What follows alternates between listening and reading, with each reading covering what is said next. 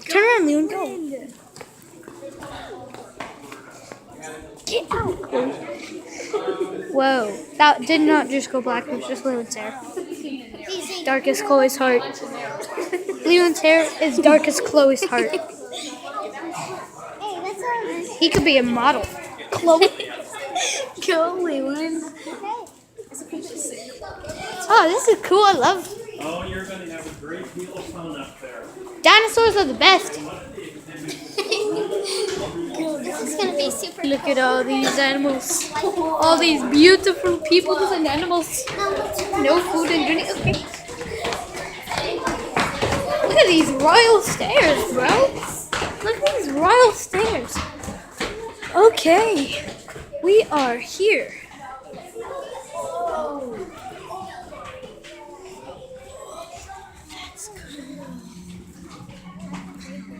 Oh, I thought that was an actual man. No. Me too. Who's? This is just a Whoa. This is so cool. All right, so is that everybody? Okay, like David said, my name is Ian, and my background is in vertebrate paleontology, which means I spent a lot of time studying fossils. So what we've got here is a reconstruction, life representation of a guy called George Sternberg. So does that name sound familiar to you? Yeah. Yeah, why does it sound familiar? Why do you think it sounds familiar? It. The desert. That's the name of the museum, so this guy must be kind of important, right? It turns out he is, and actually his whole family is. His dad and his brothers were also famous fossil hunters, but George actually stayed in Kansas, and he was put in charge of building a collection for what would become Fort Hays State University.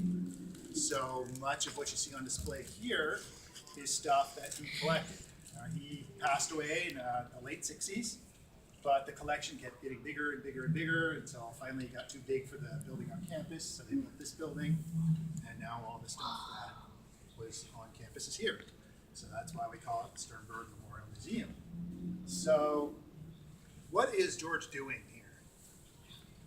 What's he doing? You guys don't have to raise your hand. Digging for fossils. He's digging for fossils. He's- What kind of fossil is he digging up? A fish. A fish. How did you know it was a fish? Because it had Because fins. it has fins, right? So Oh yeah. what you did right there was sort of the first step of science, or at least paleontology science, right? So you looked at the shape of the bones, and you said that belongs to an animal called a fish. How do you know what a fish looks like?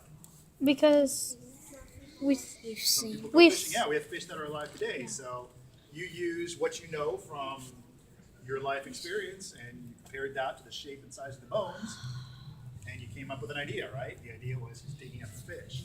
All right, so let's look at the actual fossil. So you guys can see that if you want. Just give me enough space here so I don't step on it. This is cool.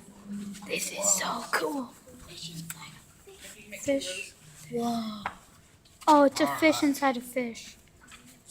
So this is the actual fossil that George was digging out there. So what's different about this fossil? It's whole. It's the whole It's piece. whole. What else is really cool about this fossil? How about you? There's a fish inside of There's a fish inside a fish. That's interesting, huh?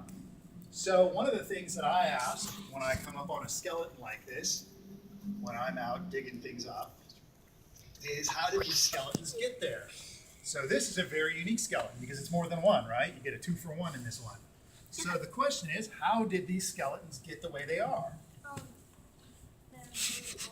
They are really old. Well, you're overthinking it. You're overthinking it. I just want to know how these two skeletons got the way they got there. So how did that little fish skeleton get inside, or how did it get in there? How about you? He either got eaten or it's a baby. All right, so there's two ideas there. Either the smaller fish got eaten, or maybe it's a baby. Any other ideas how that could happen?